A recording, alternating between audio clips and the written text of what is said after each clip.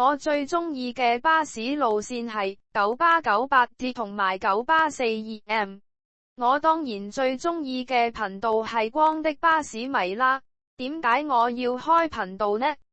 因為我中意巴士同埋扭計骰等等。聽埋先，我見到有好多唔同嘅巴士迷，佢哋有好多訂閱者，於是我就開始開台。開台嗰陣時，我成日都睇好多巴士迷，包括啱啱嗰次同埋因為數量太多唔可以盡講，仲有玩扭計骰嘅人，佢就係 Cube for Speed。